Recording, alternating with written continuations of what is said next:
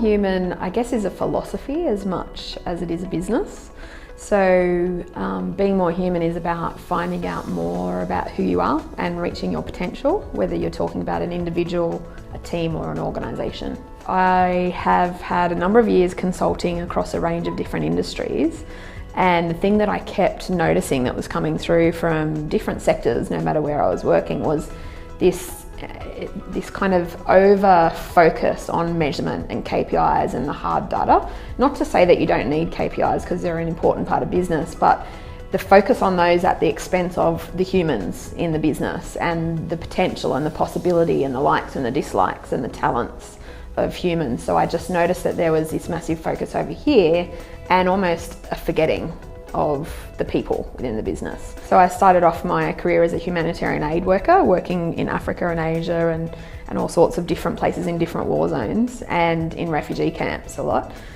Then I moved from there and worked in health and in education before I was doing the consulting sort of side of the world. When I was very, very young, I had to make a philosophical decision about what I thought about people. Were they good or were they evil? Making that decision has really set up everything else in my world and in my life. And I know from a Being More Human point of view, we come to every single person or individual or human believing in the essence of who they are and believing in their goodness. No matter what's gone before them, when they come to us, it's about their goodness. I think HR does give a lot of scope for working with people around developing skills and behaviours and competencies.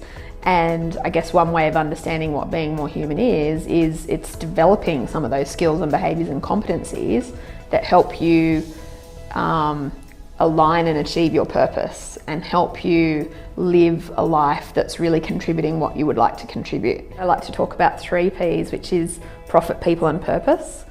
And I think it's dangerous in an organisation if you're focusing on one more than another one.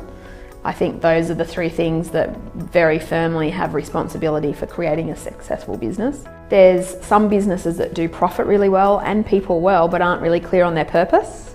So for me, it's like this puzzle, this 3-piece puzzle, if you like, of an organisation about if you're really clear on your people and you invest in that and you understand them extremely well, they take care of your profit, provided they're aligned with your purpose.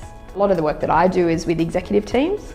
So looking at, it might be a 10-person executive team, and there's different challenges that executive teams have, but very often the team's not functioning as a team, or the individuals don't have executive level behaviours. There could be a situation in a business where you've got a team somewhere else in your business and they're not operating very effectively, or you might like to invest some time in those particular people. So one of our consultants specialises in that.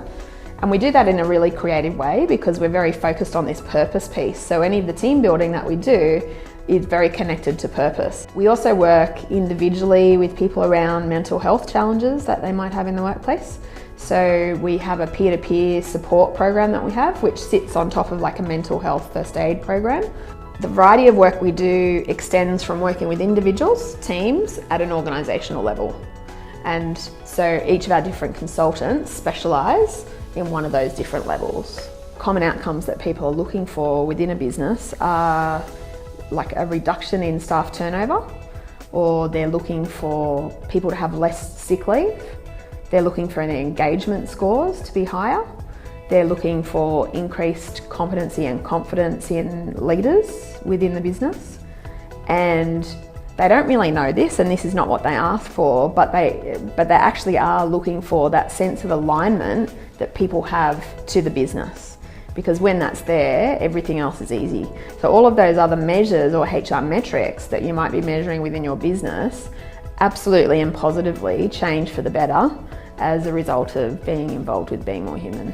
I think the interesting thing about Being More Human is in many ways it's a response to a bigger global question or phenomena. So if you look around, it's not hard to find any number of examples, substantive examples of humans doing the most evil, disgusting, horrendous things to other humans. And if you allow yourself to feel disempowered and you allow yourself to feel as though nothing that you do matters, and you allow yourself to be the victim in this global conversation, you don't get very far, but you do get very anxious and very depressed.